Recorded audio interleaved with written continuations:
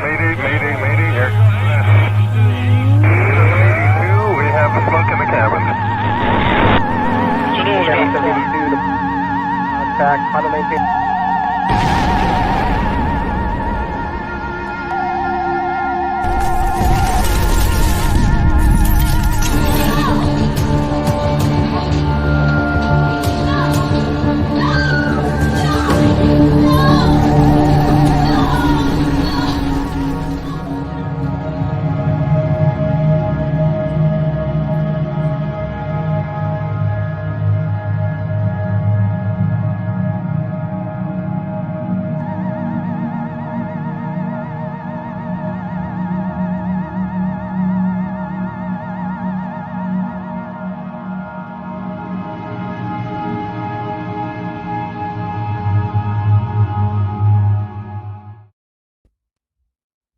Hey, Hey, here we are. look at that. We're popping right up here. Welcome to Galactic Terrors, everybody. This is the monthly reading series from the Horror Writers Association New York chapter. I am Carol Geisander, and I am Steven Van Patten. Enter freely and of your own will and leave some of the happiness that you bring. awesome. Stephen is our guest host tonight because Jim Chambers, our regular host, is one of our readers, which is cool. And he's joined by Tanya Hurley and Andy Davidson. We have some great stuff coming up for you folks. So I'm really excited about this. But That's right. first, I have the honor and privilege of embarrassing the hell out of you, Stephen. I want to tell Oh, people a little bit about you. really? Yeah. Stephen's the author of the celebrated Brookwaters Curse Vampire Trilogy, which explains a few things, does it, sir? Well, maybe a little bit. The motif, As well as the Killer Genius serial killer series. He's a co-author of Hell at the Way Station, which won Best Anthology and Best in Science Fiction at the 2019 African American Literary Awards. He's published numerous short stories. One of the cool things, he also does the YouTube channel Extra History and the Viral Vignette series. He's one of the contributors to that. And many other things we're going to tell you a little bit more later about him because he's got some stuff that's come out. Another one from the Brooklyn series, Hell at Brooklyn T, came out this spring. Yes. Yes. Very cool. We were very happy about that, actually, because it's a pandemic. Might as well get some work done. Yeah, you've been so busy. So many cool things. Yeah. But you know what's really cool now? I've just figured out it's October. Yo. Yeah. Reels. It's for October, and we're horror writers. Yeah. I was so excited. So it's like, for me, it's like, all right, so what are you doing? It's like, I don't know. First of all, I got to get ready to host this thing. So Yeah. that was my priority. Past that, Yeah. And then the other thing, of course, is figuring out how I'm going to talk without cutting my bottom lip. I wasn't going to ask. James very specifically said, "You're wearing fangs, right?" And I'm like, all right, yeah, boss, you got it, man. It's all good. It's important. So and I am, of course, I'm thrilled. I'm happy to be guest hosting in his stead while he gets ready to hit us with what I imagine is going to be one of the short stories from his today's release. Yeah, he's going to tell us more about that. Yes. I would imagine we're going to get him to spill the beans on that a little bit. Yeah. So I'm just, I gotta admit, I'm a little hot in this jacket. That may go away before the night is out, but then after that, hey, I don't have to be at work till 5 p.m. I may actually go out. Yeah. Happy Thursday night. Let people see this. But anyway, well, the cool thing is we've been doing a Halloween countdown for like the last 3 months. It is now 16 days to Halloween, everybody. Yes. Not that we weren't counting already, but we were counting. Yeah. There's a couple cool things you can check out for those who are interested. Halloween Haunts is a series of posts that have been on the horror.org website, and that's from the Horror Writers Association. And there's daily stuff every day. See what I did there? I see what you did there. Yeah, from different HWA authors on cool Halloween topics, including our own Robert Atone, who had something up a couple of days ago, which was pretty cool. Yes, So yes, that's yes. neat. Yeah. And there's a special event that we have coming up, Halloween event for kids in New York City in person. We used to do all our in-person events. And then when the pandemic hit, that's when we started Galactic Terrors. We started doing this virtually because we still wanted to get together and chat and talk with each other. But Absolutely. at the Oasis Community Garden on West 52nd Street between 10th and 11th Avenue, from 3 to 5 p.m. on Saturday, October 23rd. We're going to be doing a reading with some stories for kids, and we can talk about that a little bit more when we talk about what's coming up, but stories appropriate for children in the area. Yes, So and kids, stressing the children part, because yes, yes. some of And kid, y'all, including myself, I will have to say, we probably have some stuff that would send children right to therapy. So, or yeah, their that, parents. or their Yeah, parents yeah, or yeah. somebody anyway. So, And yeah, speaking of their parents, kids do need to have adult supervision there. It's not a drop off kind of thing, but oh that's God, kind of cool. could you No, imagine? no, let's not do that. I did Yo, 15 years of Boy Scouts leadership and 12 years of Girl Scout leadership. I've done that. I've done did that. you? Yeah. Yes, Wow. yes. Okay. I look Something I awesome didn't in know. uniform. I do. Mm, Green is my color, you know. okay. All right. Yeah, yeah. And we have another cool thing coming up on Halloween itself. We have a reading online Oh, by yeah, that's right. yeah, Let's yeah. see, if I'm not mistaken, we've got the virtual Halloween readings by 4 HWA New York authors, sponsored by Q and Willow Books. Oh, I've been there. It's a very nice place, actually. Yeah, yeah. Bookstore in Kew Gardens, since the Q in the name of the title of the bookstore. Kew Gardens, Queens, on Halloween night, 7:30 Eastern Standard Time. You'll be able to get readings or hear readings from Teal James Glenn, Loretta H. Campbell, Outback, my homie, and my other homie and fellow podcast mate, Mr. Mark L. Abbott. Mhm, mhm. So we'll So put some that, links up. yeah, We'll put some links up in the chat and put some of that stuff in the YouTube description underneath as well, so people can find those things. But and it'll also be on some of our social media. So it's cool. It's yeah. cool. I, Yeah. I'm actually glad we have some in-person stuff happening because it's like this past year has just been like, I mean, I love seeing you all virtually, and there's the convenience of not having to uh you know go out, but after a Mhm. while, that's like, it's kind of a drag at the same time. So it'll be good to get some, because I mean, if we're not going to risk death, then how are we horror writers? At least that's my Well, in New York, we are also really careful in any place we go. It's oh masks yeah, and, yeah, yeah. We're super yeah, careful. yeah, I got yeah. like 8 bottles of hand sanitizer, like right here, as a matter of fact. I have them Yeah, lined up. like, Yeah, I what I'm do. saying. So it's like, yeah, please. Yeah, just don't drink it. Yeah, don't drink it. No. Oh, no, no, no, no, no, no, no. Yeah, I'm a registered Democrat. Anyway, so cool. Well, we've got a lot of stuff on our menu here, and I yeah, can't we wait to hear should. some of these readings. I think Yeah, maybe we'll just go ahead and jump right in. We're gonna yeah, let's start get with Jim. cracking. We should. Yeah, let's start with Jim. Yeah, cool. So Um, I'm gonna go ahead and introduce him. okay, go right Yeah, ahead. And then I'm going to interview him after that. That should be a, wait for it, scream. So, I see what you did there. you see what I Yeah, I did? did. I And did. then Okay. I gave you the Isaac from the Love Boat. All right, go ahead. Introduce Jim. Let me stop I playing. will. I will. I'm gonna have fun. Our usual co-host, James Chambers, received the Bram Stoker Award for the graphic novel Kolchak the Night Stalker, The Forgotten Lore of Edgar Allan Poe. And he's a three-time Bram Stoker Award nominee.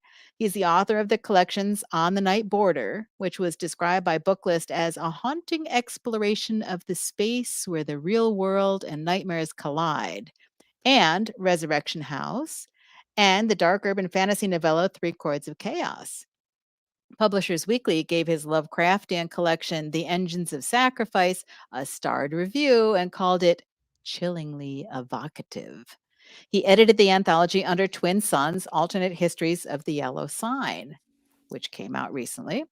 Moonstone Books recently published his new Kolchak novella, Kolchak and the Night Stalkers, The Faceless God. However, we're very excited to say his newest collection, On the Hierophant Road, released today and has already received a starred review from Booklist. So everyone, please join us in welcoming James Chambers.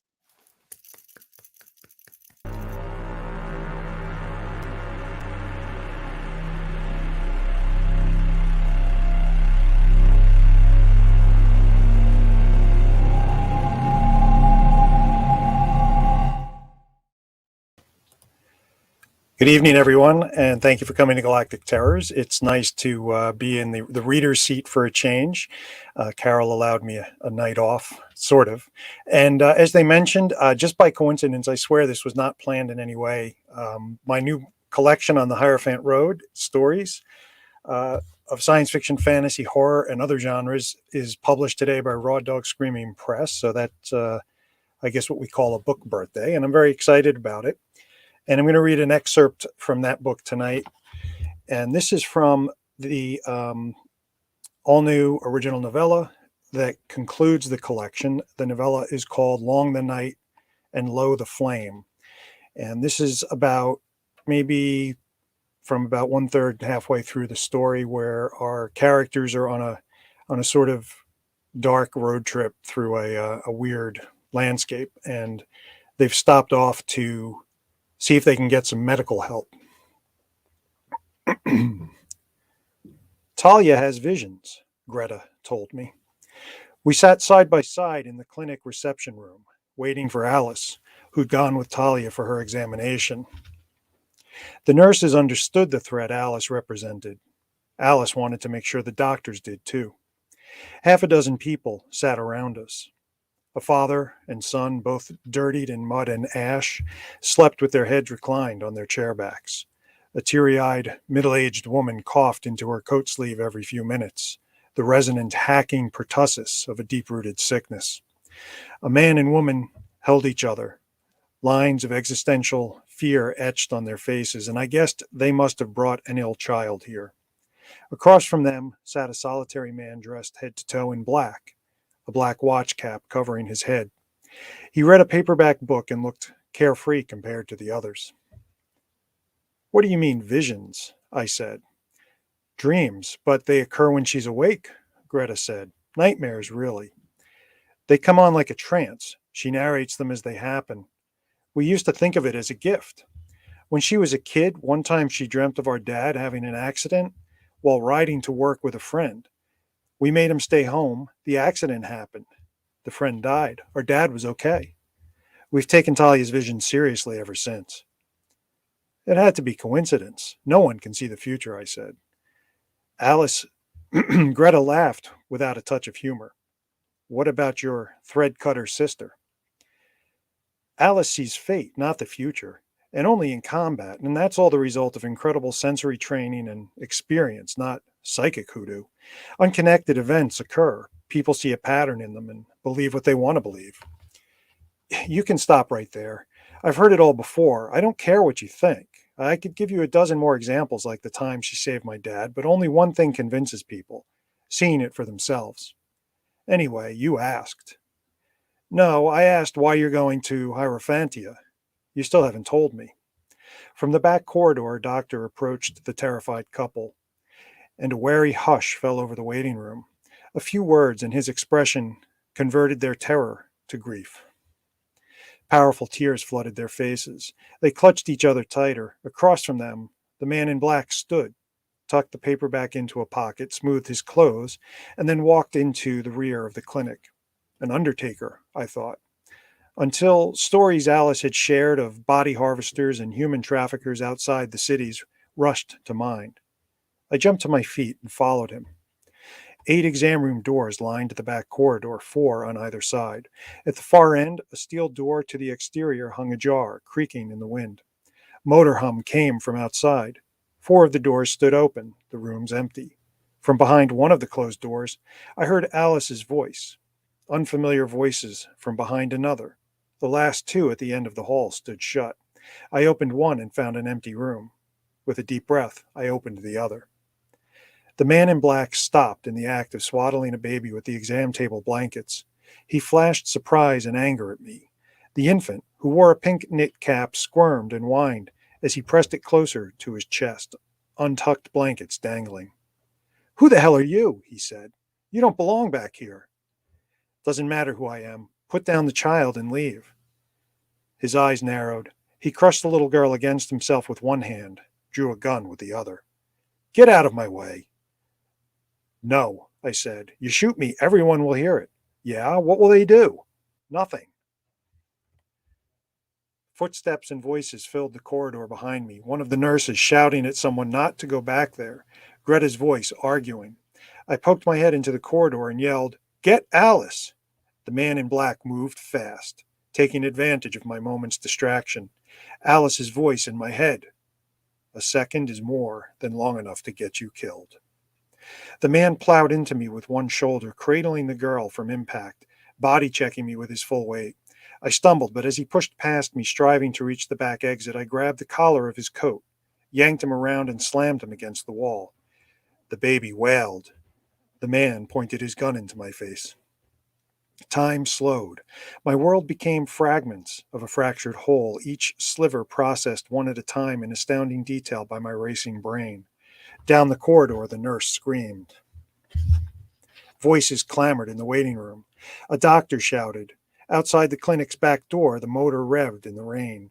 The stink of its exhaust filled my nose. The wind-nudged door swung, clicking as it struck the frame. Greta screamed for Alice. A new door opened on the corridor. The baby girl bawled. Tears glistened on her face. The man in black snarled and cocked his gun with a click.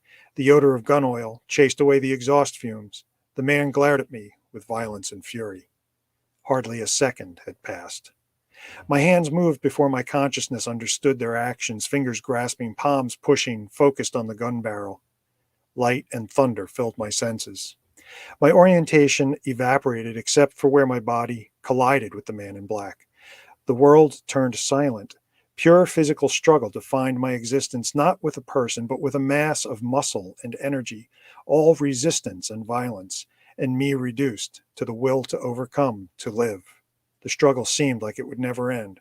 And then something lifted the threatening weight from me. All pressure vanished. I dropped to my knees, braced against the wall. My eyes itched and burned. They fought for focus. Shadows took blurred shape. Alice held the man in black to the floor with his arms yanked behind him. Greta cradled the little girl, red-faced and still howling, but safe in her arms. Alice kicked open the back door. The waiting car sprayed dirt and leaves as it fled. My hearing returned by slow degrees. I spotted a neat hole in the wall and realized I'd spoiled the man's aim, but suffered the senses-shattering effects of his gun firing right in front of my face. Alice shouted something I couldn't understand. Then the nurse helped me to my feet and into one of the exam rooms. She treated my eyes with a wash, and my vision cleared as the pain abated. I heard her well enough to understand she couldn't do anything for my ears. She tapped her watch. "You have to wait it out." Everything caught up with me then. Excess adrenaline sickened me. I leapt from the exam table and threw up into the sink. Greta brought in the baby girl's parents. They held their daughter in their arms together, afraid to break contact with her with each other, and looked at me like something I wasn't, a hero. I barely heard their thanks. Raising a hand, I asked, "What's her name?" My voice sounded cottony and muffled in my head. "Marjorie," said the mother, sounding small and far away. I smiled, then let Greta help me into the corridor. Alice returned through the back door. She slammed it shut and threw the locks. I knew better than to ask what she'd done with the man in black. We gathered in Talia's room. So much color drained from the faces of the nurse and doctor that they resembled figures in an unfinished painting, blank canvas in place of features. My head throbbed. I leaned on Greta for support. I heard enough through my deadened senses to follow Alice, ordering the doctor to give Talia antibiotics and whatever other medicine she needed, then stock us up with a supply. Talia and Greta would come with us.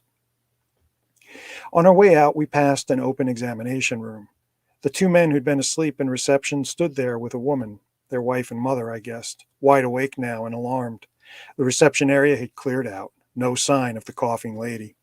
Alice stopped to tell the nurse at the desk to give a message to Tonya when she arrived. The threat clear, if the woman failed to deliver it. Then we all stepped outside where the rain had stopped. The family thanked us again. I couldn't hear them, but their faces spoke the message as they climbed into their rusty pickup and then drove away. Alice took Talia on her bike. The medicine kicked in fast, pepping her up. Greta joined me.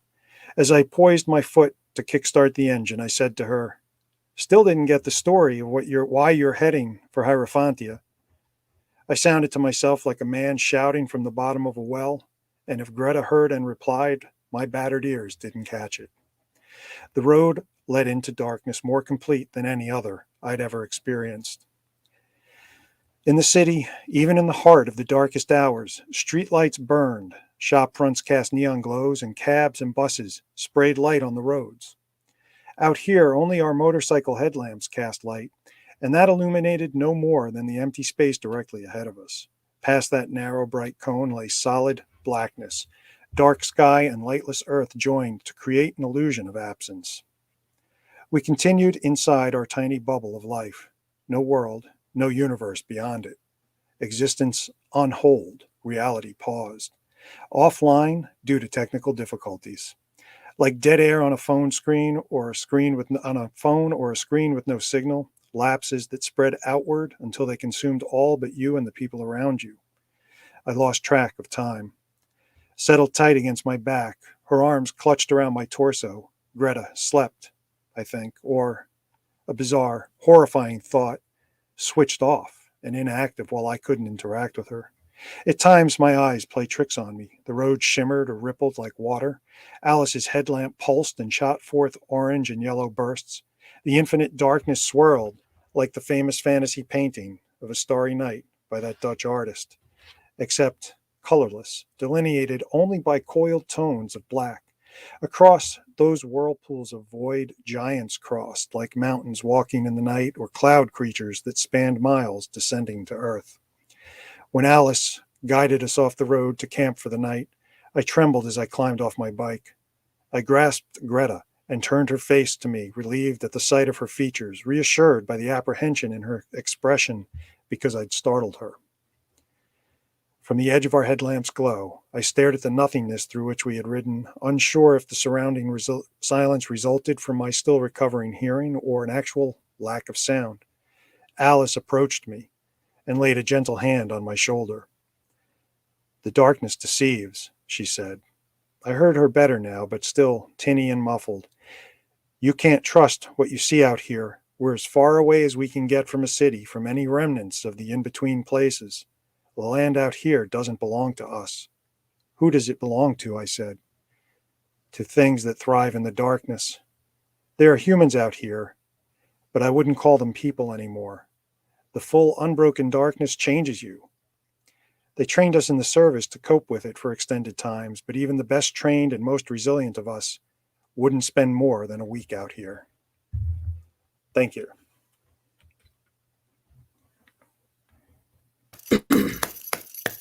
All right, James. Woo! I tell you. So first of all, that story, fantastic, great read.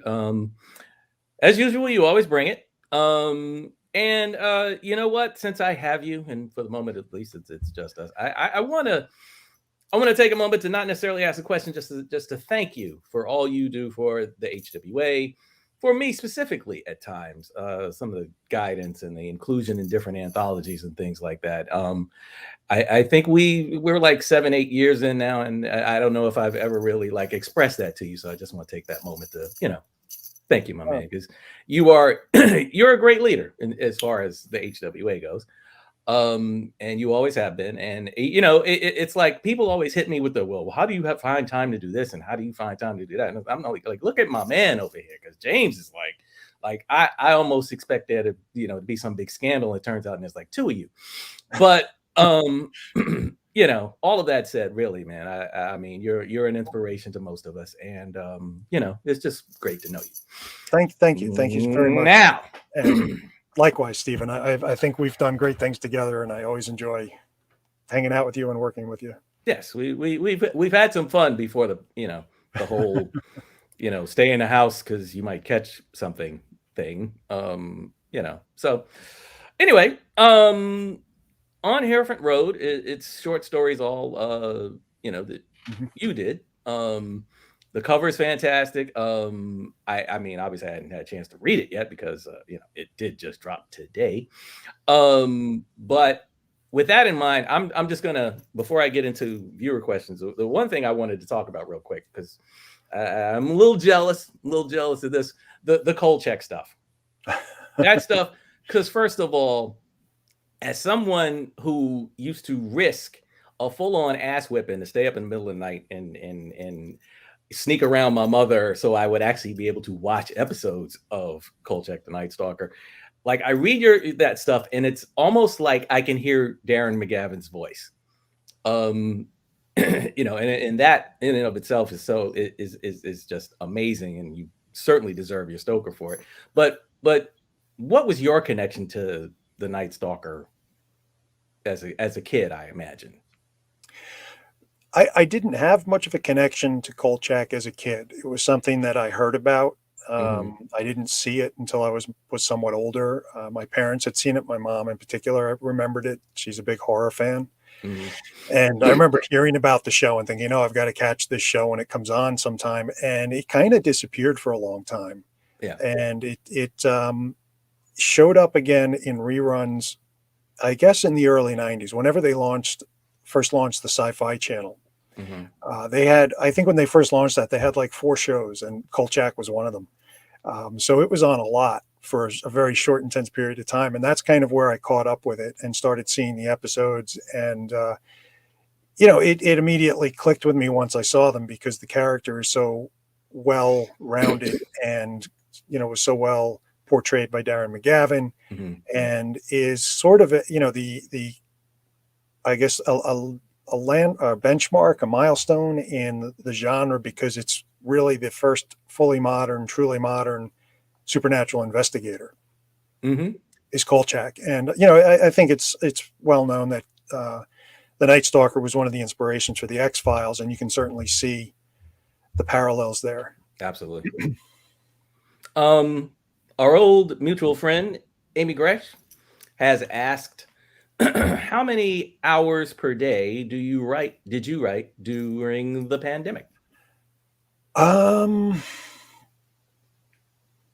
would say, once it became clear to me that we were going to be homebound for more than a couple of weeks. I remember the Friday I left work and they said, don't come back on Monday, in a good way, not like, don't you come back on Monday, but I figured, we'll be out a week, maybe 2 weeks, and then it'll be back to business as usual. And once it became clear that wasn't going to be the case, I kind of recreated my writing schedule, and I think, pretty much about 2 hours a day would be an average.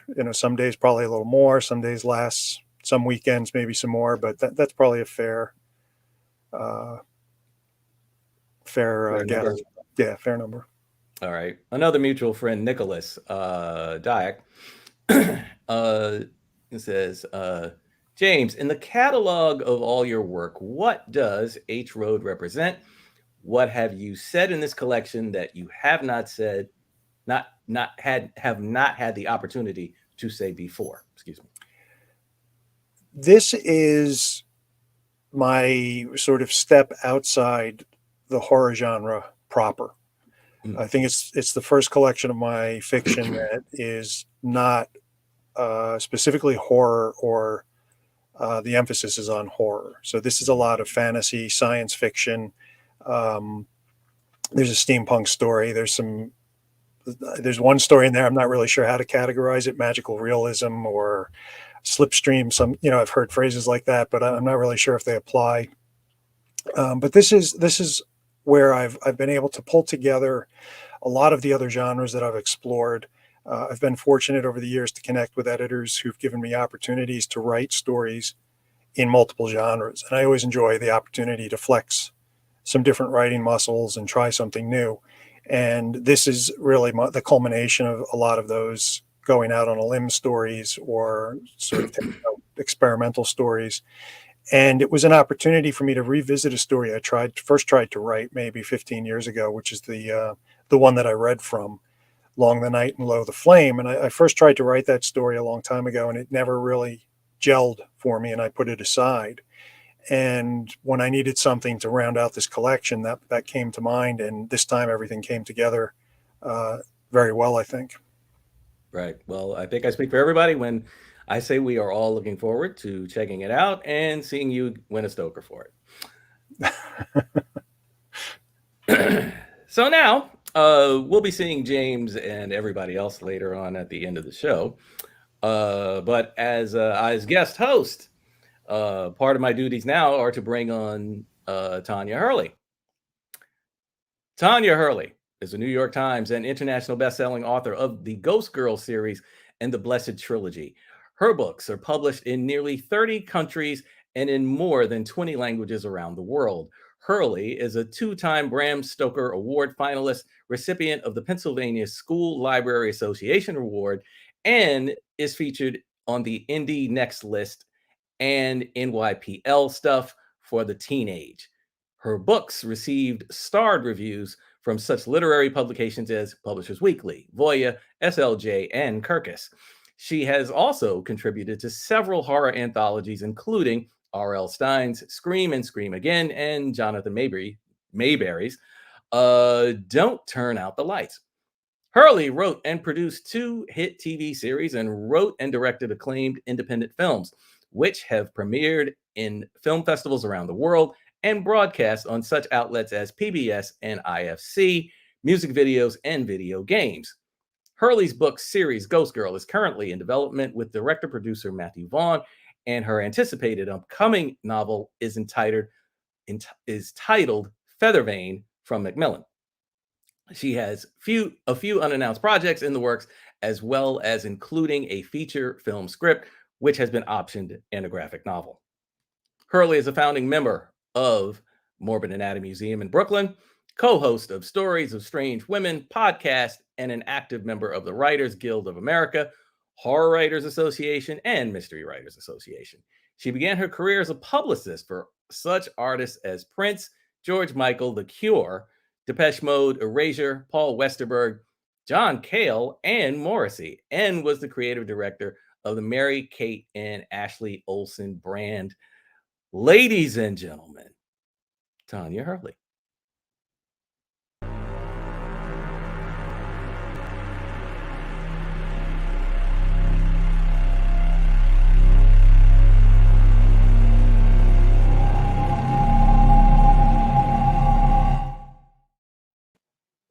Hello, everyone. I'm so happy to be here. And I'll be reading a story I wrote for Don't Turn Out the Lights anthology, which is available in paperback now. And it is edited by the great Jonathan Mayberry. I hope you have as much fun hearing it as I did writing it. Mona Jackson was the most unpopular girl at Barrett Middle School. She was the butt of every joke and blamed by the cheerleaders for everything bad that happened, both big and small. From the putrid meatloaf smell in the lunchroom that oddly clung to her clothes, to sports teams' losses when she forgot to wear the school colors on pep rally days. All the way up to the outbreak of the highly contagious, deadly disease that some other classmates recently succumbed to after returning from the 8th grade safari trip. One that Mona has suggested when the whole student body was asked to vote. The school was closed for 7 days as workers in hazmat suits disinfected every crevice of the building with bright blue, industrial-strength antibacterial wash. There seemed to be a funeral every day that week. The morning school reopened, Mona's mother sensed her daughter's anxiety as they both sat down to breakfast. "I have an idea," she announced while sipping her coffee. "Why don't you ask the cheerleaders over for a sleepover?" Mona choked on her cereal and chugged her orange juice in a desperate attempt to clear her throat. "Are you kidding me right now?" Mona asked. "They're too busy putting on makeup and stalking news TV cameras. They wouldn't be caught dead over here." "I'm sure they would," Miss Jackson replied. "I bet they have more in common with you than you might think." "Yeah. What they have in common is hating me," Mona said. "You'll never know unless you ask, Mona," her mother advised. Mona thought about it for a minute and figured that things were so dire for her at school that there was nothing to lose and that just maybe they'd all learned a lesson, to be more accepting of one another because life is short. Okay, Mona said reluctantly, I'll think about it. That's the spirit, her mother said. She gave Mona a kiss, pulled the handle up on her makeup case, unlocking its wheels, and headed out the door to work. The bus is here, she announced before getting into her car and speeding away. Mona slung her backpack around her shoulder, ran for the door, and then slammed it shut behind her. She boarded the school bus and sat alone, as usual, only this day it didn't bother her as much. She was too busy practicing how she was going to invite the cheerleaders over, mouthing the words and gesturing like some kind of seasoned method actor. As the bus closed in on the parking lot, she could see the flag at half-staff and huge swaths of black and purple bunting hanging along the side of the school in honor of the deceased classmates. A black velvet cloud loomed over the school, both literally and figuratively. Don't go near her, one of the cheerleaders shouted. She's got the plague. Wait, Mona shouted before they could scatter. Can we not do this today? And do what instead? Another one asked, her cheerleading sweater pulled over her nose and mouth. I want to invite you to my house this weekend for a sleepover. The girls burst out into hysterics. You mean like friends do? One snarked, smearing on her latest lip gloss. Okay, Mona said, watching the girl slather her lips for the news cameras. Then I guess you're not interested in professional makeovers. The cheerleaders raised their perfectly plucked eyebrows in unison. You have our attention, another girl responded. My mother is a makeup artist, Mona advised the suspicious clique, and she has a gigantic suitcase full of every kind of cosmetic you've ever heard of, and some you don't even know about yet. The girl's triple-pierced ears perked up. Makeup we don't know about? One asked skeptically. I guarantee it. I'll even do it myself, Mona continued. You know, because my mom taught me all the celebrity tricks. The truth was, Mona knew that she was strictly forbidden from using her mother's work makeup. In fact, Mona wasn't even allowed to see inside the case, let alone use any of it. The girls looked up at her, looked her up and down before huddling. We could turn this into a killer selfie shoot, the captain of the squad whispered. We're in. Mona could not believe her good fortune. She could barely wait to get home and tell her mother. After school, she hung out on the porch and watched for her car. But when her mother arrived, she looked bleary-eyed and sad, as if she'd been crying. What's wrong, Mom? Mona asked. Nothing, honey. Just a long, hard day is all, she said wearily. A lot of those lately. Well, I have some news that might cheer you up, Mona said, awkwardly shaking her fists like pom-poms. What is it? Her mother asked, some light returning to her eyes. I invited those girls over, Mona said. I think I might fall over with a heart attack, her mother said. You actually listened to something I suggested? Mom, Mona said, rolling her eyes. Well, what's the plan? Her mom asked excitedly. A makeover party on Saturday, Mona said. That's fantastic, her mother said, but remember, you can't use any of my makeup. And the last time I checked, you didn't have any. I promise to use very little and to put it all back when I'm done, Mona pleaded. Please. No, her mom said. You cannot use any of my makeup. It's not a toy. It's my job. I'm the only breadwinner in this family, and if I have no makeup, I have no work. If I have no work, we have no rent and no food. What am I going to do? Mona shouted. They're expecting professional cosmetics. That's why they're coming. I have to use yours or they'll laugh me out of school. Absolutely under no circumstances, her mother insisted. You can go to the dollar store tomorrow after school and use the money that Grandpa gave you for your birthday to get your own makeup. And that's final. Miss Jackson took her makeup bag and headed upstairs. Mona could hear her Mona could hear her stash it in her closet before sliding the door shut. Not another word was spoken about it. Saturday night, the girls arrived together in a pack, like they always did. Mona's mom went all out, doing a big spread of quinoa chips, protein bars, and flavored seltzers for the health-conscious crew. The girls chatted as if they'd been friends forever and talked about the makeovers they'd planned for later in the evening. Mona had never been so happy. When the clock struck midnight, Mona's mom excused herself. Well, I'm bone tired. Good night, girls. Have fun and sleep well. Shortly after, the girls went up to Mona's bedroom, brimming with anticipation. There was a tiny hand towel in the middle of the room, with a cheap makeup meticulously displayed, and a lone makeup mirror sitting beside it. This is a joke, right? One cheerleader griped. The other stood there, stone-faced, arms crossed, staring at Mona. Yeah, totally, Mona replied nervously. It's a total joke. That's my decoy makeup.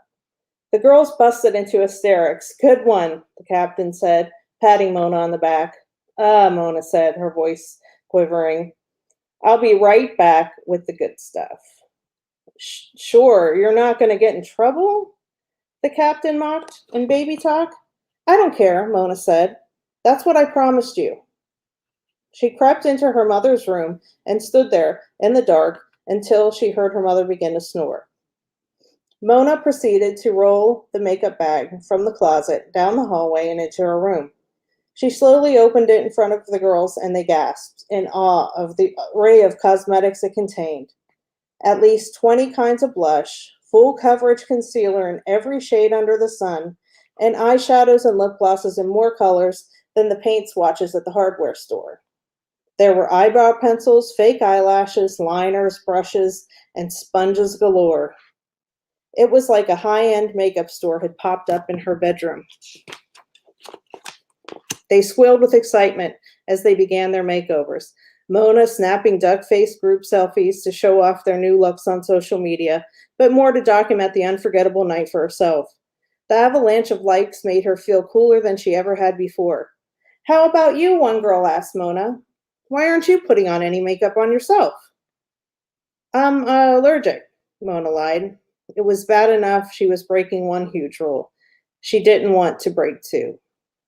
Weird, but whatever, the girl shrugged and puckered up for Mona to apply some lip liner. For the last photo, Mona gathered up the overly made-up girls. Okay, she said triumphantly. Everyone say resting bitch face forever.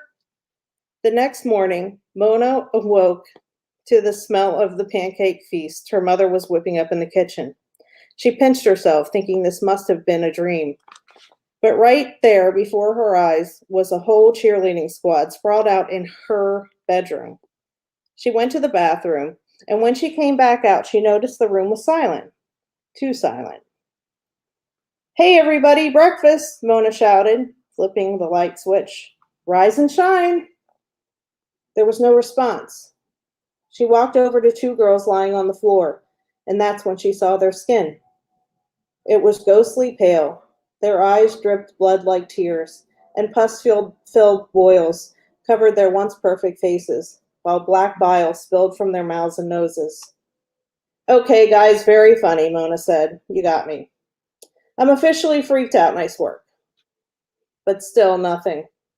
She tried to nudge them awake one by one, shaking them frantically, but it was no use.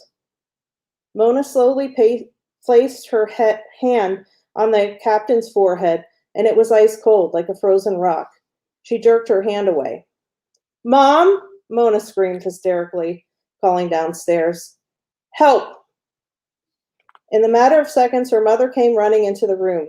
Mona watched in horror as her mother's mouth fell open and her eyes widened at the sight of all the heavily made up, scarred and blistered corpses. Her mother ran over to her makeup case in the middle of the floor, her hand shaking as she stood over a sea of scattered lip glosses and eyeliners, some still in the girl's cold, dead clutches. You were forbidden to use my makeup, her mother raged. Mom, I'm sorry, Mona said, tears streaming down her face. It's too late for sorry, her mother cried. What am I going to tell their poor parents? I don't know, Mona said, shaking. How could this happen? This is the makeup I used on your classmates, her mother said. For what? Mona asked, completely confused. For school pictures? No, her mother said, breaking down. For what then? Mona asked. Which classmates did you use this on? Her mother was silent. She tried to spit out the words, but her attempts failed. Mom, you have to tell me, Mona insisted. The ones who, her mother's voice trailed off as she peered into Mona's waiting eyes. The ones who what, Mom? Mona pressed. The ones who died from that disease, her mother said before collapsing in a heap on the floor. What? Mona cried. I thought you said you were a professional makeup artist. I am, her mother said hysterically, at the funeral home.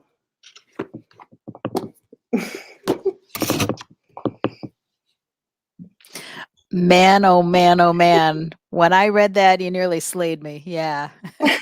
Those are such fun little Yeah. tales in this book for kids that you read around campfires, and a tribute to Scary Stories to Tell in the Dark, of course. Yes. John Mayberry did a wonderful job putting that together, and it was fun to do. Yes, agreed. And the dedication to it is really cool too. This book is dedicated to Alvin Schwartz for scaring the snot out of generations of young readers and for making being scared a whole bunch of fun, which is That's just right. really cool. Were you a fan or a reader of the original stories, the Scary Tales? Definitely. Okay. Yeah, I used to check them out at the library. I think my favorite tale of his, though, wasn't included in those books, but another anthology. It was the Green Ribbon, the one where the ribbon is around the girl's neck. And Okay. feminist tale, and it's horrifying. Okay. I don't want to give it away, but everyone. No. I'm gonna go look that up because that's very cool. Yeah, I remember telling stories like this at at summer camp and levitating people in the green blob and all these things. Yeah, That's right. yeah. Yeah. Tell me about your use of the cheerleaders in this story. What did you have a love-hate relationship with cheerleaders in high school, or was it just I mean, the I was a cultural icon, cheerleader in like 5th and 6th grade. Oh, cool. But then I just turned like punk, in high school, and I just rejected all of it. So I knew I liked you. so yeah, I just use them as as an example of people who kind of are in cliques, and not all cheerleaders are bad, of course, Mhm. but a lot of them. It makes me giggle. I've got to share just something. The very first story that I wrote that was, a creative fiction thing was about cheerleaders in high school, and somebody who really wanted to be one but couldn't admit it. So Oh, it made me real happy to hear about this one. That was wow, pretty yeah. cool. Yeah. Well, we do have a couple interesting questions from. You have some fans in the audience. There was a lot of commentary about people enjoying your story. We've got a great question from Libraria, though, who all the way from Guadalajara, Mexico. So I may be saying the name Yay! wrong. I'll be at the Guadalajara Book Fair in December, virtually, of course. But Oh, that's awesome. actually, That's awesome. yeah. Yeah. Well, here's the first question: is the Blessed Trilogy going to have a movie or TV series? I wrote a script with my friend for television. I don't know. I mean, they circulate, and we'll see. I Yeah. would like for it too, but who knows? Who knows? Yeah. It's And written. yeah. Cool. Well, my understanding too is even once things are purchased and optioned and all that, who knows if they ever, Exactly. that's about as I much as think I it know was about Neil it. Gaiman that said, you're lucky if things get optioned because you get paid and they never get to ruin it. So if things don't get made, it's just best to keep getting optioned. Yes. I believe it was him.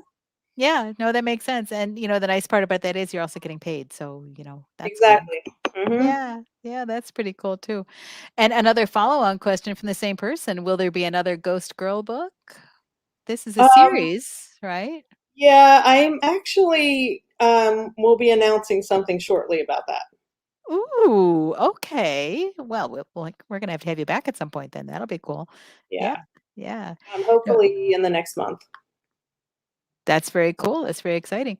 Now, I understand you've also had some sort of a promotion with the Ghost Girl books, right? Recently, with the what's the image that you were telling us about earlier that came up with Dracula or something? Was that from Oh Ghost yeah, Girl? Audible picked it for this month. The audiobook, which is narrated by Parker Posey and music by Vince Clarke, and it was chosen along with Dracula by Alan Cummings and I think Tim Curry.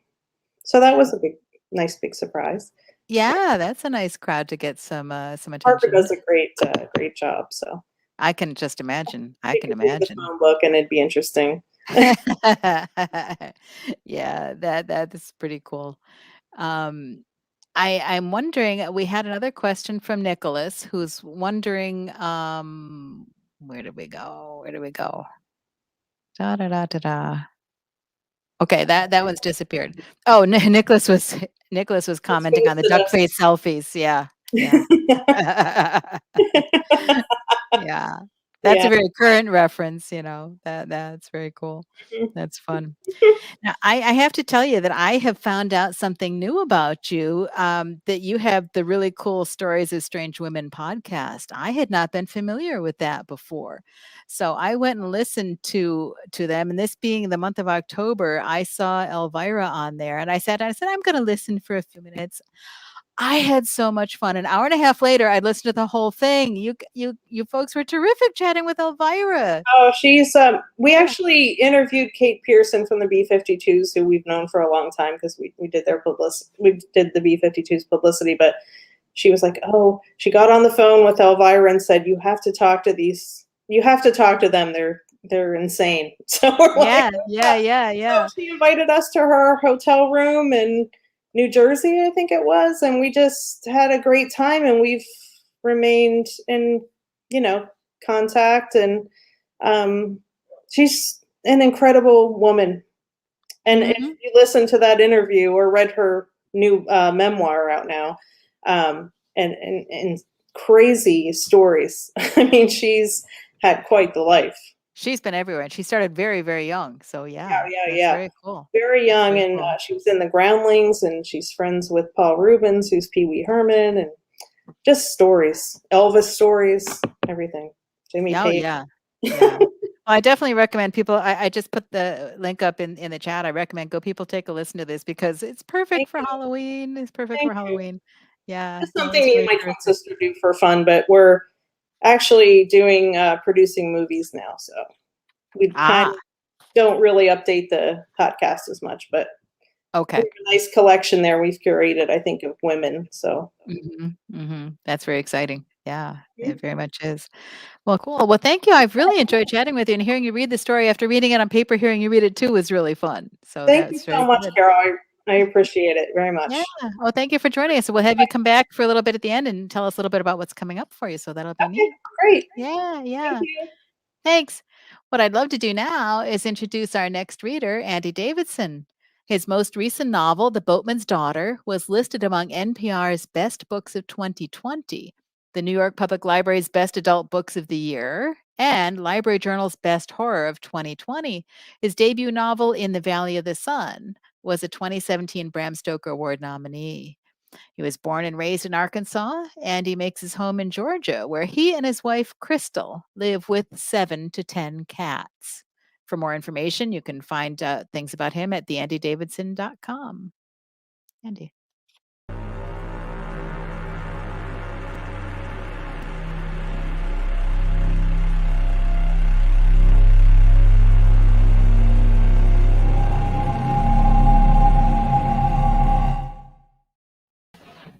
Hi, everyone. So tonight, interestingly, I've decided to kind of not read from The Boatman's Daughter. I'm going to read you something from a new book that I just turned into my editor, and it's about to go into copy editing. So it's pretty much set, and this is the opening of that book. It's called The Hollow Kind, and it's coming out in October of 2022. So a brief synopsis to kind of give you some context here.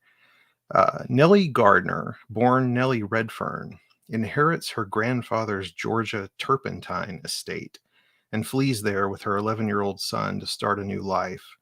But as she and Max settle in at the decrepit farmhouse, they quickly learn that the Redfern family tree has long been intertwined with the roots of a malevolent entity that dwells deep within the old pine forest, an entity that demands fresh blood.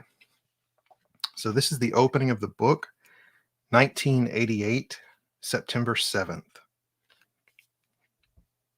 Somehow he lives. 56 years after the explosion, what should have been the end of his story, the fight has all run out of him and his mind is gone, each step slow and hitching up the long gravel drive from motor home to house, a plastic gallon jug in hand, clear liquid sloshing inside. Leather boots laced tight over a pair of threadbare chinos. His old crescent axe dangles from his belt, the moon-shaped blade honed sharp again, though he can barely lift it, let alone swing it. Up the board steps, onto the farmhouse porch, where the door has long been nailed shut with old planks from the barn. With the tip of the axe, he struggles each board loose, and when at last he opens the heavy door, the house almost seems to give out a sigh, a moldy death rattle. Inside, Redfern stops at the rotary phone on the hall table, hooks out 911 with a gnarled finger. To the dispatcher, he says, "It's the goddamn Hindenburg out at Redfern Hill. Whole place is going up. Best send a truck." He doesn't wait for an answer, just drops the receiver in the cradle and walks to the map room at the end of the foyer, where he works his way into the junk. Years upon years of garbage and forgotten things, the crinkled, rolled maps he once drew. Above his old oak desk, the twin crosscut saws bare their rusted teeth. A long time ago, they felled the trees that framed this house. He stands in the center of the room and takes it in one last time. No sentiment, just weariness. He will not be sorry to see it burn. He looks down at the jug in his trembling hand. No gloves today. No gloves ever again. The scars and the mottled wax-like fingers are a remembrance of the one brave act he ever committed. Today, please God, he will be brave again. He will not fail. He thumbs the plastic cap from the jug, and the oily, piney smell of turpentine fills the room. Beneath the floorboards, in the darkness of the root cellar, a faint, sickly light begins to stir. He upturns the jug of turpentine over his head, the liquid spilling over his thin white pate, his ears washing into his eyes. He cries out, his throat a rusty hinge, and fumbles a single kitchen match from his shirt pocket and, with clumsy fingers, strikes it on his thumbnail. Below him, the light brightens, glitters like the sea shot through with sun. Nigh a century you've been here, old friend, old enemy, old God upon your throne of dirt and blood. Your voice the wind in the pines to me. Are you weak from all these lean years of hunger, ill-fed on possums and rats, snakes and toads? Will you beg me now when you speak my name? Oh, if I had more time, I'd starve you right out of the goddamned earth.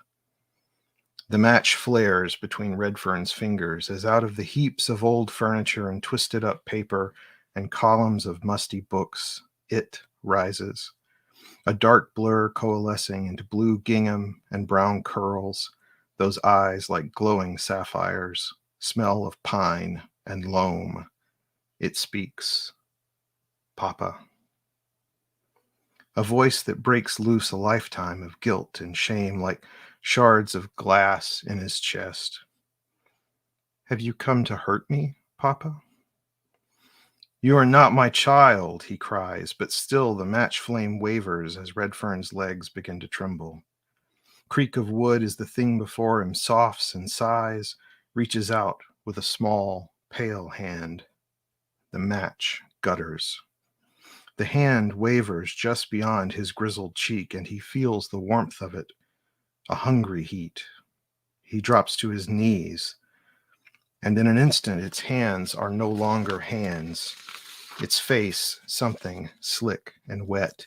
It's unraveling, reknitting itself, little brown shoots that creep and grow, thin as monofilament, licking tenderly at what few patches of his old man's skin aren't wet with turpentine, searching for a chink, a weak spot. Its blue eyes fusing into one, as Redfern opens his mouth to curse it one last time. But suddenly, he has no air, no breath with which to scream, because his throat is full of plunging, eager tongues. He fumbles at the axe, works it free of his belt, but it only clatters to the floor. One more piece of him gone now, here in this room where all charts and fortunes have led. Choking, he's choking, he cannot breathe.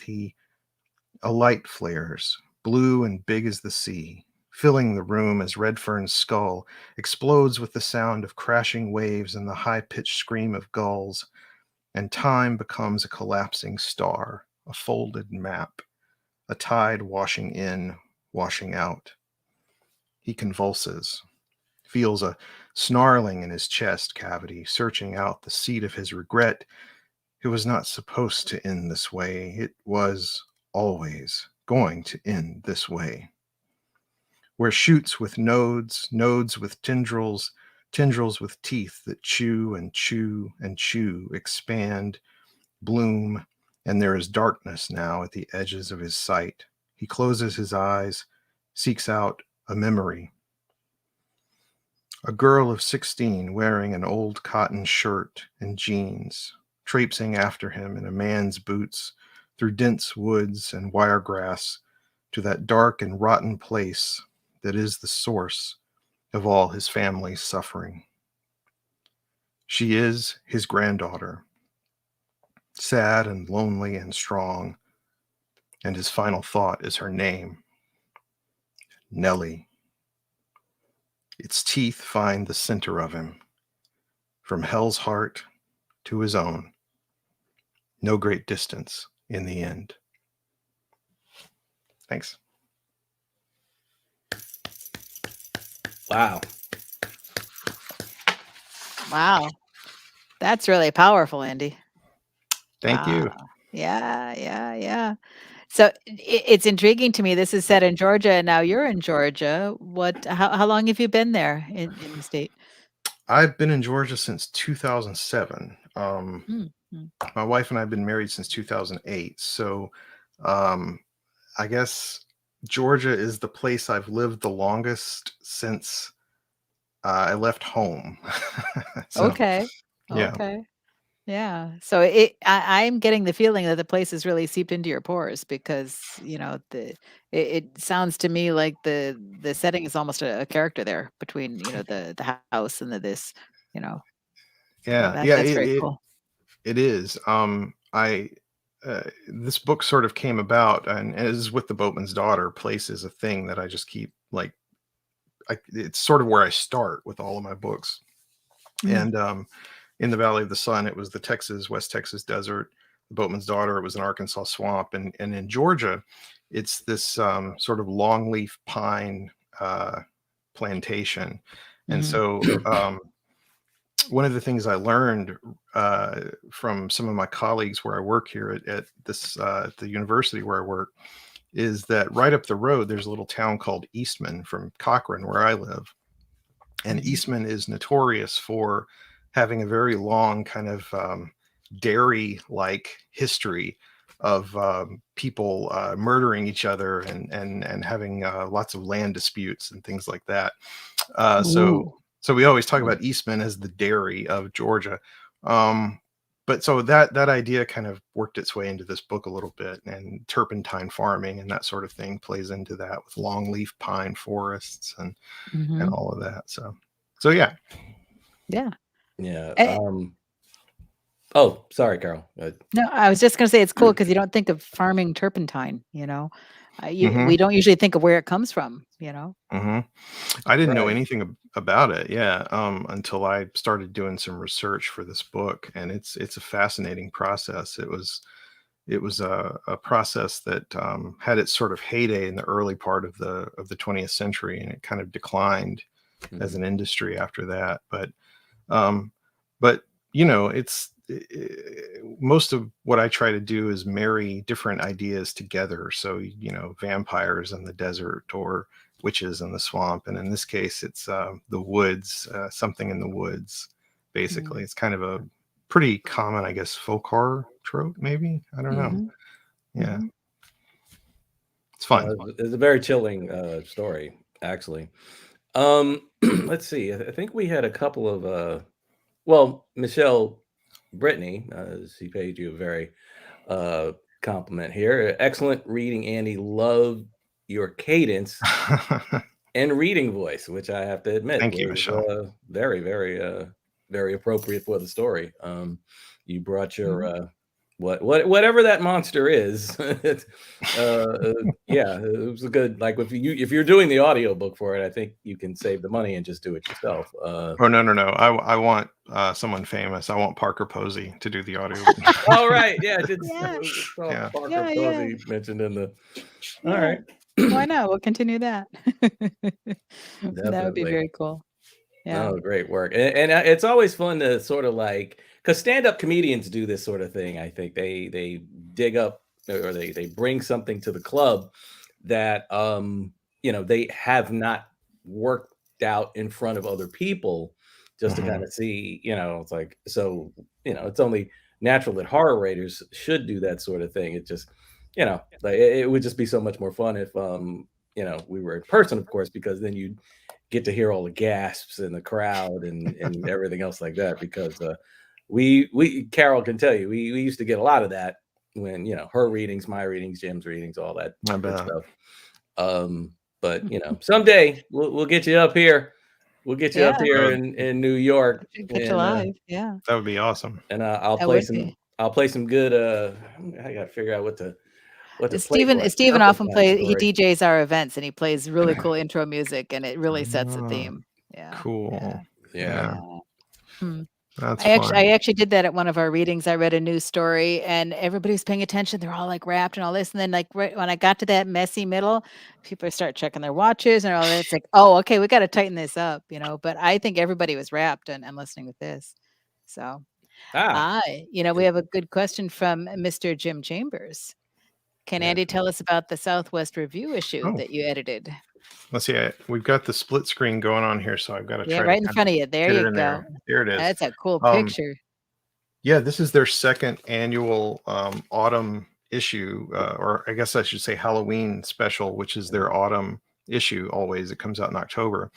Gabino Iglesias edited the first one last year, and they contacted me. I was aware of the other issue that came out, but I got a solicitation from them to do this, and just sort of blew my mind that they would ask me to do this. So I quickly went to work, trying to pull all of the contacts that I've made over the years in the horror writing community together. And the great thing is I solicited a few of these from people directly. Like I think I approached Joe Lansdale about a piece in there, which, by the way, his piece in here has an amazing illustration that goes with it, if I can find it.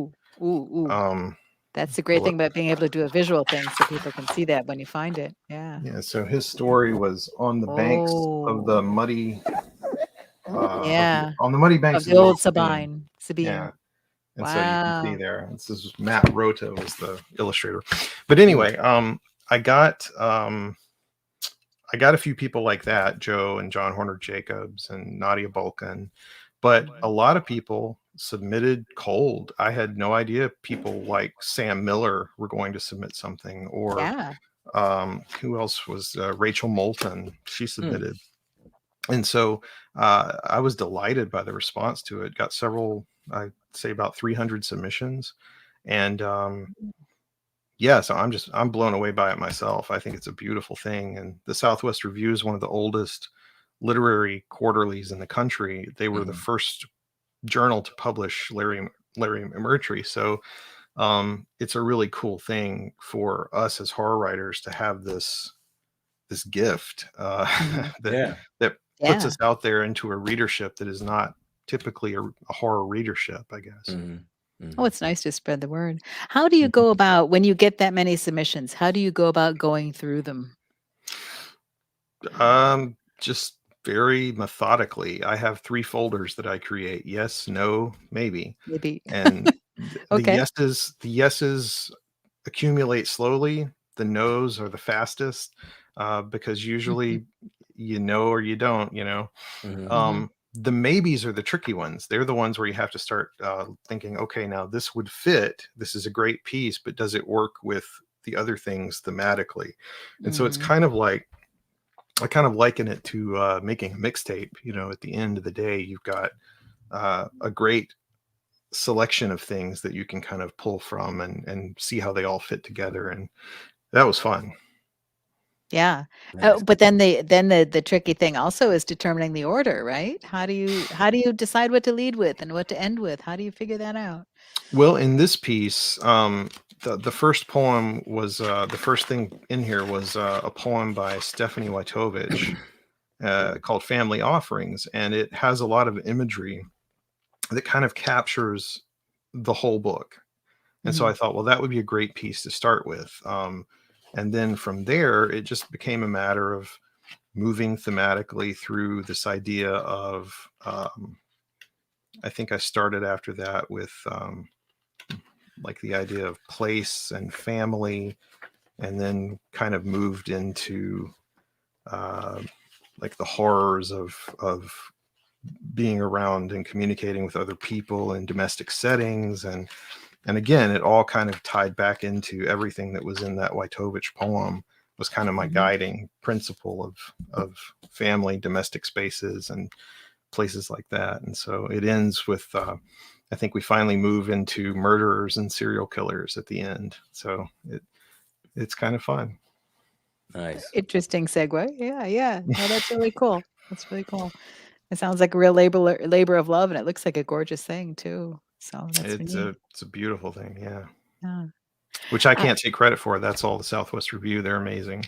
So well, they have great visual design. that's terrific. Cool. How about The Boatman's Daughter, NPR's Best Books of 2020? Tell us what that felt like when you got that notification.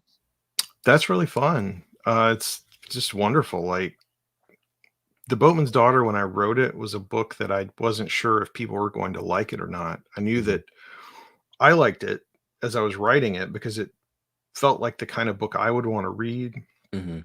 which I think should be our guiding principle really about what Mhm. we write. But at the same time, as I was writing it, I thought this is a damn weird book. Like there's so much in here that I don't know if it gels. And I think the response to it was very positive and mostly positive, you know. And I think that people liked it in a way that it's kind of kept sort of, it's been out there since 2020, and it's, you know, we're Mhm. going into 2022, and it's still getting a little play here and there. So yeah, when it made a few lists, that was wonderful. But the real gratifying thing is just knowing that people received the book well, and most people that read it liked it. Mhm. So Mhm. So there's I guess a connection to The Tempest with yeah, Boatman? kind of. That was sort of a leaping off point. Mhm. The idea of this character. Well, in The Tempest, you've got Prospero, the magician, the Mhm. father, who his daughter Miranda. They're sequestered on the island and Mhm. or exiled to the island, and Miranda in that play is kind of uh, a character without agency. She's Mhm. very much a pawn in her father's machinations, so to speak. And I wanted to kind of take that idea and go from there and like transpose everything into, you know, the swamp, into the bottomlands of Arkansas, but really have a Miranda who came from that sort of paternal lineage. Like her father was the most monolithic figure in her life, but she was her own agent. She was her own person. She was independent of her father. She was herself. She was not the boatman's daughter in the end. Yeah. Mhm. So Appreciate that. Yeah. That's excellent. Excellent. No wonder it's still hanging around. Those are powerful words. Yeah. Mm. Well, you know what I think would be fun? Let's get everybody else back up here, and maybe we'll talk about Halloween a little bit because it's coming up in how Right many around days the we corner. say? Yeah. Let's invite everybody to join 6/13. us. Yeah. Thank you, Andy, for sharing your words and your chat. Appreciate. Yay, everybody Yeah. reading. James. Yay! Thank you for joining Yeah, us. amazing everybody. work, guys. Yeah. Thank you, everyone. Wonderful So I have story. I'm dying to know, we're talking about Halloween. What does Halloween mean to you guys as horror writers? Tanya, is Halloween a special time for you? It's the only time for me. Every day is Halloween for me. Yeah, I go all out with decorations, stories, horror films. My kid dresses up. She's turning 18, and we go all out with her, and she goes and she's going to be in the New York City parade this year, and I mean we Wow. love it. We love it. It's really so creative. It's the best time of year. Mm-hmm. I don't know what to say. I mean, just walking around Brooklyn and seeing kids in costumes running around, giggling in the streets in the darkness, and it's just amazing. I love it. I love Halloween. Terrific. Jim, what about you've got a great background, Jim, for Halloween. So what does Halloween mean to you? Yeah, Halloween is it's always a lot of fun. I think these days it changes for me every year because for my kids are getting older, and for a long time it was all about the costumes and the trick or treating and what other kids are they going to connect with and go in a big mob around the neighborhood trick or treating or whatever. And where I live, we have we just happen to be like trick or treat central in our area, and so we've had just from about 3:30 in the afternoon to it gets dark, just nonstop kids up and down the block trick-or-treating in costumes of all ages. So for me, it's just a blast to see all the kids dressed up, having fun, doing the stuff that I did when I was their age. And of course, October is a month-long excuse to just watch nonstop horror movies. And my daughter is a huge fan of Spirit Halloween stores, so we're always checking those out when we have some time. Mm-hmm. Mm-hmm. Or shopping afterwards and buying the sales. Yeah. Yes. Yeah. My problem is I buy the Halloween candy way too early, and then I eat it. Yeah. And then I have to buy it again, and then I eat it, and then I buy it again. There's no calories in the second batch. That's my opinion. Thank you. Yeah. And if you eat it standing over the kitchen, there's no calories at all. Yeah. Oh my God, Carol, you should do an article about this. And Okay, I'll put it in Halloween Haunts next year. yeah, What do you think? yes, definitely. Yeah. Andy, what about is Halloween a big thing in your neighborhood where you are, Andy? Not in my neighborhood. We actually are kind of off the beaten path. In our town, Halloween is a concerted effort that happens over on the main drag of town. So, because we live in a very kind of conservative-minded place where if you can have Halloween, if Halloween falls on a Sunday, let's put it this way, Halloween gets moved to Saturday. So, okay. But for us, but where we live, we don't ever get trick-or-treaters. So sometimes we get out and we kind of, sort of tool around the neighborhood where all of the stuff is happening, and it's really fun to see all the kids and the families out doing their thing. Mm-hmm. So in that regard, it's really fun that our town actually tries to make a concerted effort to have everything in one place. But for us, Halloween, the actual day is kind of like Christmas Day. It's quiet. All the hubbub is kind of died down, and we just watch movies and have a lot of fun. Mm-hmm. Yeah. Well, we've got a question from James Ryan, who's wondering, is Halloween going to feel or be done differently this year, if at all? I know last year we closed down a lot. What are you guys thinking you're going to see this year? I went to Sleepy Hollow this weekend, and it seemed like it was business as usual. I mean, Mm, you're outside, so you can. right. I mean, some people were wearing masks, a lot of people weren't, but I think it's going to be. I think most people, especially in New York City, are vaccinated. So thank God, and so we can be outside and not fear like we did last year. I think, hopefully, that's Yeah. what I think. Mm.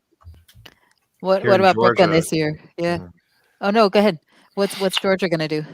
I was just going to say, here in Georgia, it's probably the one day of the year when you can actually convince people to wear masks. So that's the state of things here. But yeah. Wow.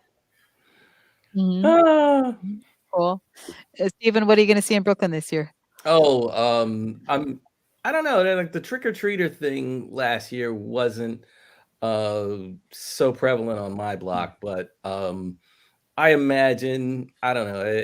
I'm hoping that things get a little, things get better. People ease up a little bit, because hey, here's the thing: if you wear the right costume, you're wearing a mask, Mhm, Yeah. so Okay. you might as well go out and have a good time. At mhm. least that's how I'm looking at it. Of course, Yeah. I won't be wearing a mask, Because you can't show the I'll be fangs. wearing a mask, but yeah, then I gotta keep doing the peekaboo thing with people, You just so need that the clear mask, so that right. people can see. Because Yeah. the thing is, I Yeah. kind of dress like this anyway. Like this is Uh-huh. probably a little Bridgerton, but you know, my other You know? clothes are kind of just like blazers and stuff like that. So of course I'm gonna get the you big horror raider. I thought you were gonna get dressed up, and and all that mess. But I'm hoping that everybody actually lets themselves have a good time, even if that means just being outside. Because of course it's also unseasonably warm this year, so I'm Gotta hoping choose that. that costume carefully. Yeah. Yeah, Yeah. exactly. Oh, yes, Oh, absolutely. yeah. It can't be too warm. Okay, Jim. Chris Ryan wants to know what's your prediction for the costume this year? That's always a tough call. I'm going to go with it's going to be a Dr. Anthony Fauci mask or the endless array of Pokemon and anime characters I can't recognize or name. Yeah.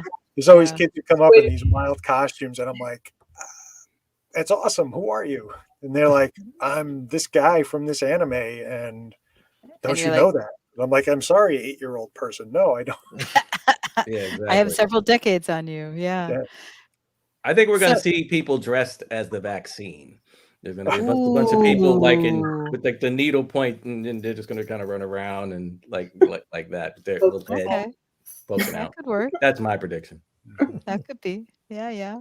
All right. Sounds good. Well, I'm also dying to ask everybody what's coming up for you next. Tanya, do you have some things that you can tell us about? I know frequently writers have things coming up that they can't tell us about. But what's the newest stuff for you? I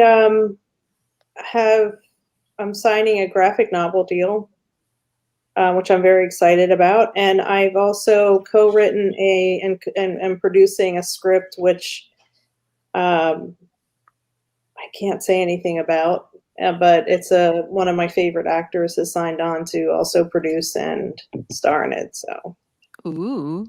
Okay. Exciting. I've spent the pandemic, and I also have a new book I'm working on called Fun. Miss Morning about a funeral home. Oh, okay. When- That when sounds does- intriguing. When does Feathervane come out, Tanya? Well, I'm just rewriting it. It's out in all Spanish-speaking territories now, and all of South America, Spain, and Spanish-speaking here. I'm rewriting it for the English market right now. Thank you for asking that. Though. Cool. No, that's a great question. How about you, Jim? What's coming up for you? I know you just have a birthday today, and I'm demanding some new stuff already, dude. No. Well, look, so, I actually have new stuff. Sometimes the wheels of publishing generally turn pretty slow, but sometimes they kind of like slip a gear and shoot ahead faster than you expect. So I have more Kolchak coming. I don't think it's been formally announced yet, but some more Kolchak comics and stories.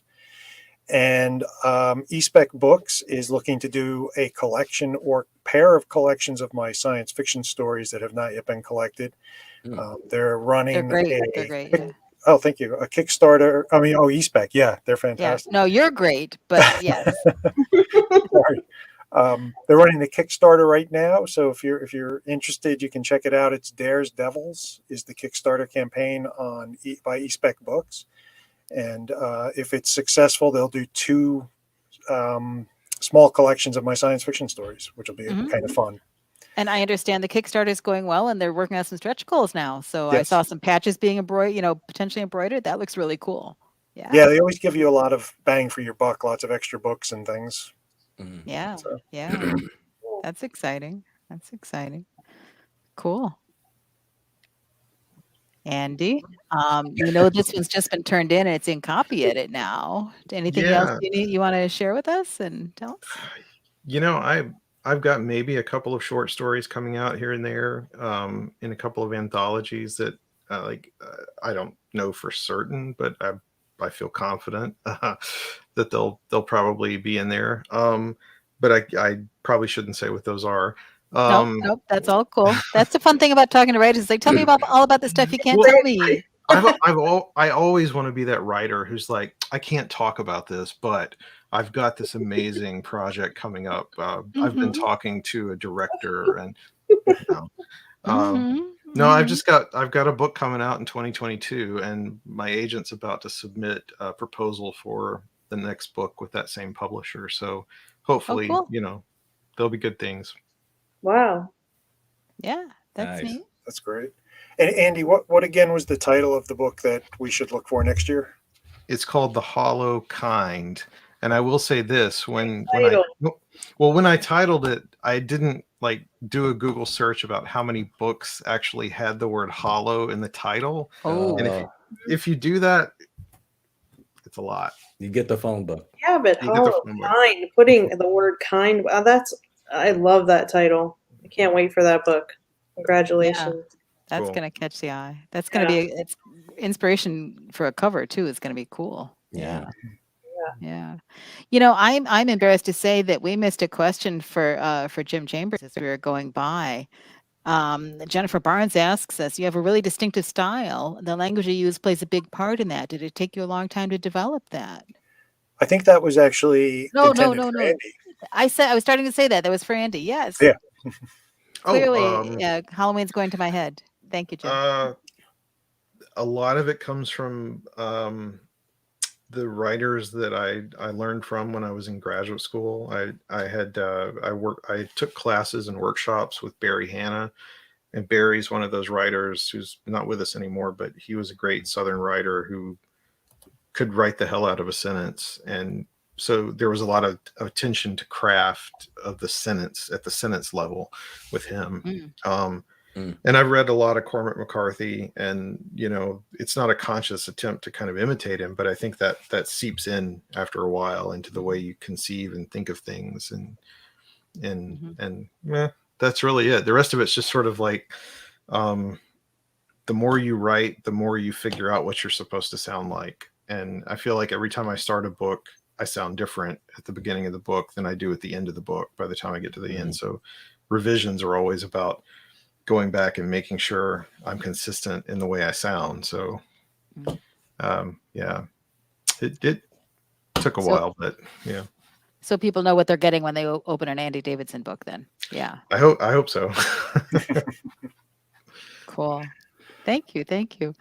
Stephen, what's coming up for you next, sir? As we're just about to wrap up here. Coming up for me next. I am working on the third installment of the Killer Genius series.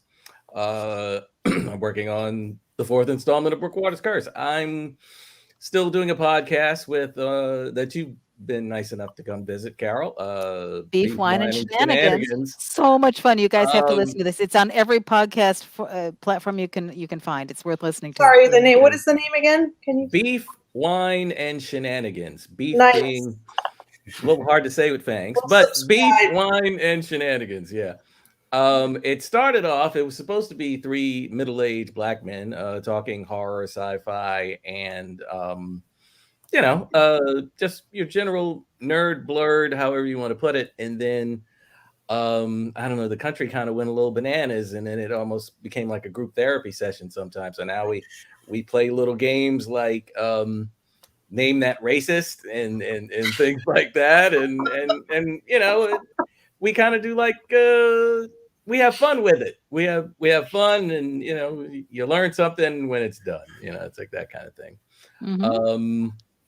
You know, and of course, I'm still submitting short stories here and there, and you know, and all that stuff, because that's what James Chambers actually is. You know, he's the one that's gotten me into being a lot more diligent about that kind of thing. So I've actually managed to have a little success in that department. You know, occasionally I end up in the maybe folder, but you know, this is our life. This is what we chose. This is what we do. So there it is. Mhm. Yeah, that's terrific. Well, I have a short story that's just come out in an anthology, which is called the Lost Librarians. I've just gone blank because I have no brain. Anyway, I have a new short story that's come out. I will put the link up later, and the print version of that is going to be coming soon. So that's pretty exciting. Yeah. As we wrap up, I'd just like to encourage everybody, if you want to hear more news about our stories coming up, every second Thursday of the month is when we do our shows at 8 o'clock on Eastern Time. You can sign up for our newsletter, and we will give you a little information about it. We don't spam you. Follow us on Twitter, HWA NYC, or on Instagram, and you'll get a little bit more information about us and various writers in the New York chapter. Thanks to everybody for coming on. Thank you to Lou Rara. Oh yeah, thanks. Thanks to Lou Rara for doing the cool videos and making us look Thank so you, Lou. professional and wonderful. Yeah, thank you, Lou Lou. is a genius. Yeah. It really is. So yeah, mark your calendar for next Galactic Terrors reading. As Carol said, it's always the second Thursday. So November 11th, 2021 at Eastern Standard Time with the HWA readers. This time it will be April Gray, Garrett Boatman, and Gwendolyn Keist. Yeah, Keist. Gwendolyn Keist. Yeah. Yeah, that's going to be a great group. Yeah, that should Terrific. be hot. Yeah, Garrett lives near me in New Jersey. You know, even though we're New York chapter, some of us New Jersey folks will cross the river just to hang out with the New York folks because y'all are so cool. Well, we appreciate that. We do. And Awesome. while you're here, if you'd like to see more about Galactic Terrors, please do the YouTube like and subscribe thing. There should be a little option right down there. I have it on good authority that the reason Facebook went down that day is because we don't have enough people subscribed to our YouTube channel. So if you'd like to see Facebook continue to operate, please subscribe to our Galactic Terrors YouTube channel. I believe everything Jim tells me. Seriously, I do. Yeah. All right. Well, Tanya, Jim, and Andy, thank you for joining us and sharing your words. And to Steven Van Patten, thank you for coming in, looking so dapper, bringing Thank the you. fangs, man, halfway through October. Thanks for hanging out and chatting with us. Carol. It was really fun. Oh yeah, no, this was a blast. Happy Thank you. Halloween, everyone. Yeah. Happy Halloween. Happy Halloween. All right. All right. Thanks, everybody. Bye.